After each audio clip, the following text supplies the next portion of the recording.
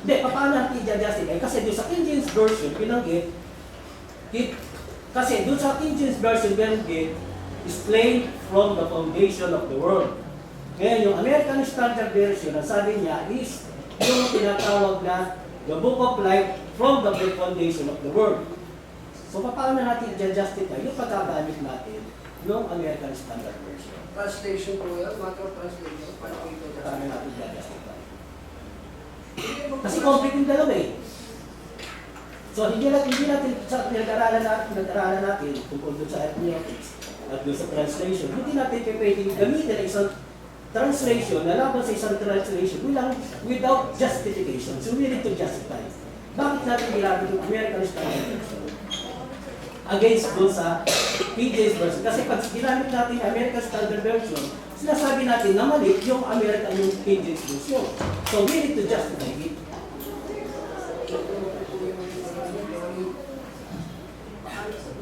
Translation daw. So, hindi. Justify po. Hindi naman po yun ang tinapos. Hindi, ang point po natin ngayon kasi ginamit po rin Kung hindi niyo pong tatanggapin, wala naman. Kasi hindi po, kasi sabi po rin. Hindi po, justify po yun. Kaya i-justify po natin. Sa translation. Kasi doon sa American Standard Version, ipinakilala na yung ating Panginoon Christ is laid from the foundation of the world.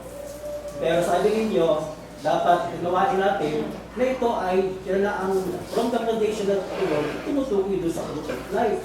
So lumalabas na mali yung King James Version sa pagkakalit natin. Kaya pinaniwala ko kanina. Okay, ito po ang point. Actually po, yung pong American Standard Version, hindi po tumutukoy sa Naman po pala eh. Okay. Naman po pala kapilan nyo eh. Hindi po, hindi niliwanagin lamang po natin. Kasi po, yung salita pong cross, no, yung salita, basahin ko na po sa wikang Grego, yung pong salitang 17 verse 8, yung pong salitang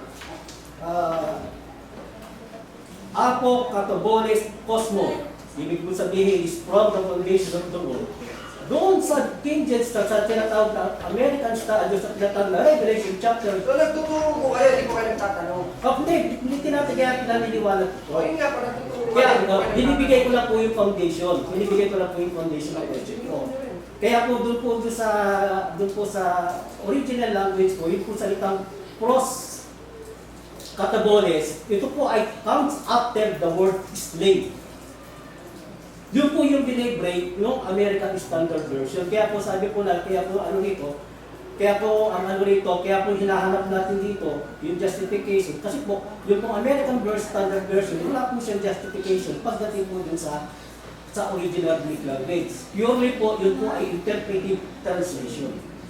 Dito ko na lang po. Kaya lang po natin yung mga kapatid na malaman. Tapos pangalawa po, hindi po nangangahuluga, ang sabi po daw, sabi po ninyo, hindi pa naman namatay ang ating Panginoon sa Kristo physically. Totoo po, hindi naman namatay ang ating Panginoon sa physically. But in the mind of God, Jesus In the mind of God, so hindi yun literal. Tapos yung revelation, literal nyo. Yes po. At kaya nga po, ginamit, Kaya natin yung mga kapatid na alam niyo kung ano yung totoo. Kaya nga po ginamit po natin yung Kaya po ginamit natin po sa inyo yung Revelation Hebrew chapter 13 verse 20. Mamuling nagdala mula sa pamapatay. That is again. So, dumatay ang ating Panginoon. may gumagawa nun. Pinaglalaban-laban yung mga talata ng Biblia. So, problema yun. So, nililiwanag lamang po natin yung Hindi po talata. kapatid. Maraming salamat po sa pagtuturo niyo. Ano po, sister? Kasi sabi mo kanina na lahat ay according to His plan. Lahat, alam na ng Diyos yung katapusan. So, ang tanong lang, bakit dumadating sa punto na ang Diyos ay galit na galit, lalo na kay Eva at Adan, na kung alam niya na kung ano yung mangyayari. Bakit dumadating sa kanya na halos sinumpa niya pa si Eva at Adan? Ang ganda ng tanong po ninyo. Ha? Ang ganda po ng tanong. Totoo po yan. Ang Diyos, alam na niya yung hinaharap. Meron siyang knowledge and plan. Pero, binigay niya po tayo ng free will. And, God doesn't want to violate that free will. Bagamat may plano siya, meron tayong free will. Kung nagkakasala tayo, talagang magagalit ang Diyos at parurusahan na tayo. Yun po yung simple niya paliwanag po doon. Siguro po, magkakaroon po tayo rin ng topic tungkol po dyan sa Lamb of God, tsaka doon po sa free will of man, na mas magliliwanag po sa tayo. Pero napakaganda po ng tanong po. Yun po yung kasagot. Meron pa po bang mga katanungan mga kapatid? Kung wala na po, maraming salamat po sa inyong pagdalo.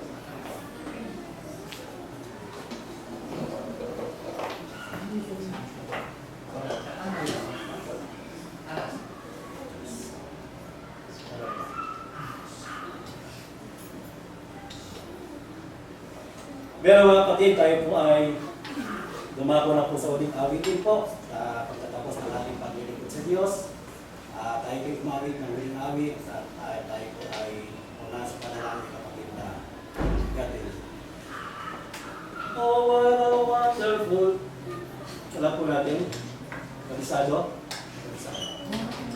Oh, what a wonderful, wonderful day, reading sing. Oh, what a wonderful, wonderful day, we'll never forget. After I wandered in darkness away, Jesus my Savior I met. Oh, what a tender, compassionate friend, He lifted me of my heart. Shadows is falling with joy, I am telling He made all the darkness depart. Heaven came down and glory filled my soul. When at the cross the Savior made me whole. My sins were washed away, and the night was turned to day. Heaven came down and glory filled my soul.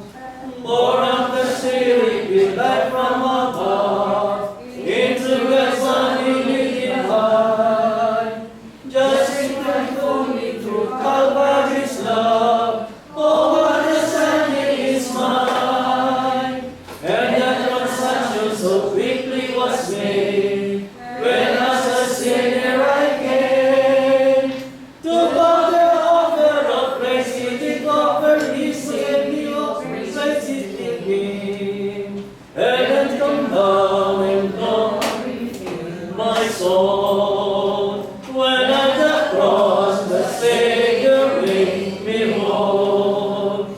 My sins were washed away, and the night was turned to day. Heaven come down and glory fills my soul. Now I hope that will truly endure after the passing of time. I have a future in heaven for sure. There is those mansions of light, and it's because of that wonderful day when at the cross I believe. Riches eternal and blessings so eternal from His precious and I receive. And the love and glory fill my soul. When at the cross the Savior made me whole. My sins were washed away, and the night was turned to day. Heaven come down and glory fills my soul. Tayo po ay imupo at manalangin. Diyos Ama na makapangyarihan sa lahat, muli po ay nagpapasalamat kami sa araw na ito sa mga aral at salita namin po narinig. Maraming po salamat Ama sa buhay na ito at lakas ng pangatawan at patuloy po namin tagayin. Muli po ay nagpapasalamat kami sa araw na ito at kami po ay nagpatipon-tipon upang kayo po ay aming purihin at salamatan sa pamagitan ng pag-awitan at pag-aaral ng inyong mga banal na salita. Nakilang Ama, hihingi po kami ng kapatawaran sa mga kasalanan na gawa namin sa buhay na ito, sa isip, sa salita, at sa gawa. At tinadalangin po namin na aming pong napag-aralan at narinig ng mga salita po ninyo ay sana ay tumingo po sa aming mga puso at isipan upang magamit po namin gabay ito sa araw-araw namin Dakilang Ama, ang mga kapatid po namin na hindi po namin nakapiling sa araw na ito, kung sila man po ay nakakaramdam ng panghihina, ng kalooban at pananampalataya, ipuin niyo po na inyong pagpalang kamay ng kanilang puso at isipan upang muli ay makasama po namin sila. At kung sila man po at kami po ay nakakaramdam ng paghina, Ama, sa buhay na ito, at nakakaramdam ng takot, dakilang Ama, pagkaluban niyo po kami ng lakas ng loob na harapin ang aming mga takot at pagsubok sa buhay. Dakilang Ama, gabayan niyo po kami ng kapayapaan sa oras sa aming pag-iwahiwalay at ligtas po kami makarating sa aming buong katutungan. Ito po lamang, Ama, ang aming pong samu at dalangin sa pamamagitan at karapatan ng inyong buntong anak, aming Panginoon, si Kristo Jesus, ngayon magpakailan pa man. Amen.